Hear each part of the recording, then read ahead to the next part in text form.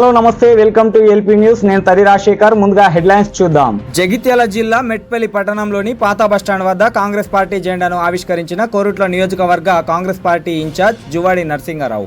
ఈ సందర్భంగా ఆయన మాట్లాడుతూ గత ప్రభుత్వం నియోజకవర్గానికి ఎలాంటి అభివృద్ధి చేయలేదని, పార్టీ విధేయులకు తప్ప ప్రజలకు చేసిందేమీ లేదని జువాడి నరసింహారావు అన్నారు. సెప్టెంబర్ 17వ తేదీన లబ్ధిదారుల నుండి దరఖాస్తులు స్వీకరించడానికి రాష్ట్ర కాంగ్రెస్ ప్రభుత్వం ప్రజాపాలన ద్వారా దరఖాస్తుల స్వీకరణ చేస్తుందని, పింఛనుదారులు, గృహజ్యోతి, గృహలక్ష్మి, ఇందిరమ్మ ఇండ్లు దరఖాస్తులు గతంలో చేయని వారు దరఖాస్తు చేయడానికి వీలు కల్పిస్తుందని, కాంగ్రెస్ ప్రభుత్వం చేపడుతున్న అభివృద్ధి కార్యక్రమాలకు ఆకర్షితులై నియోజకవర్గంలో భారీగా చేరికలవుతున్నాయని కోరుట్ల నియోజకవర్గ కాంగ్రెస్ పార్టీ ఇన్ఛార్జ్ జువాడి నరసింహారావు అన్నారు. ఈ కార్యక్రమంలో మెట్పల్లి కాంగ్రెస్ పార్టీ ఇన్ఛార్జ్ జట్టిలింగం, జాకీర్, సోహెల్, షేక్ మహమ్మద్, శంకర్, ప్రసాద్, నాయకులు, కార్యకర్తలు, 7వ వార్డు ప్రజలు పాల్గొన్నారు. నుంచి 7వ వార్డులో కాంగ్రెస్ పార్టీ జెండా ఆవిష్కరణకు అబ్దుల్ జాకీర్ గారు, అలాగే మదీన్ గారు వీళ్ళందరూ కూడా ప్రయత్నం చేసి మరి ఈరోజు పార్టీ జెండా అందులో భాగంగా ఈరోజు కాంగ్రెస్ పార్టీ జెండాను ఆవిష్కరించడం జరిగింది. ఎందుకంటే రాబోయేది మున్సిపల్ ఎలక్షన్స్ అతి త్వరలో వస్తూ ఉన్నాయి.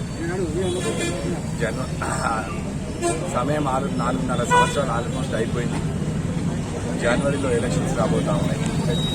కాంగ్రెస్ పార్టీ ఏదైతే 6 గ్యారంటీలు ఇచ్చిందో 6 గ్యారంటీలను అమలు తీసుకెళ్లేందుకు అమలు చేసేందుకు మా పార్టీ కానివ్వండి, ప్రభుత్వం కానివ్వండి, 6 గ్యారంటీలు 4 గ్యారంటీలు ఆల్రెడీ అమల్లో ఉన్నాయి. ఇంకా 2 గ్యారంటీలు ఏవైతే ఉన్నాయో అవి కూడా పూర్తి చేస్తామని మా ముఖ్యమంత్రి గారు కూడా చెప్పడం జరిగింది. తప్పకుండా పూర్తి చేస్తాం.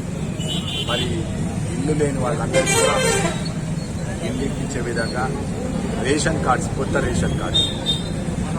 రేషన్ కార్డు కూడా అతి త్వరలో కొత్త రేషన్ కార్డు లేని వాళ్ళందరూ కూడా రేషన్ కార్డు ఇవ్వడం. అదేవిధంగా తండ్రి, కొడుకులు, పిల్లలు వాళ్ళ ఫ్యామిలీ ఉంటే ఆ ఫ్యామిలీలో పెళ్లిలై బయటికి వెళ్ళిన వాళ్ళకు కూడా రేషన్ కార్డు లేకపోతే వాళ్ళకు కూడా రేషన్ కార్డు ఇచ్చే విధంగా మా ప్రభుత్వం చర్య తీసుకుంటుంది. దానికి సెప్టెంబర్ 17న ప్రజాపాలన మళ్ళీ పెడతా ఉన్నది ప్రభుత్వం. ఎవరెవరైతే గతంలో అందుబాటులో లేక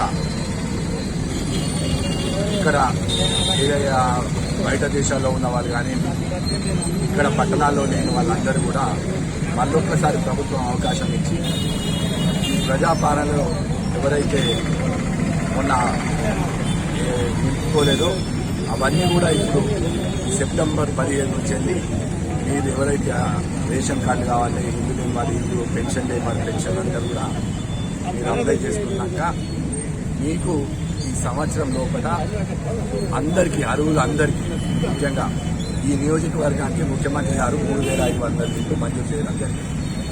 ఆ 3,500 ఇళ్లను పక్కా ఎవరైతే అర్హులు ఉన్నారో వాళ్ళందరికీ అందే విధంగా ప్రయత్నం చేస్తాం. గత ప్రభుత్వం ఏదైతే ఉందో ఎవరికి వరకు వాళ్ళకి ఇప్పించింది.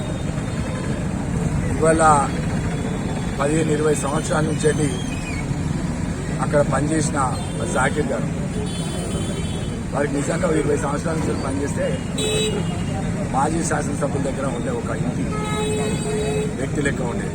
అలాంటి వారికి కూడా ఏం న్యాయం జరగలేదు పోయిన ప్రభుత్వం.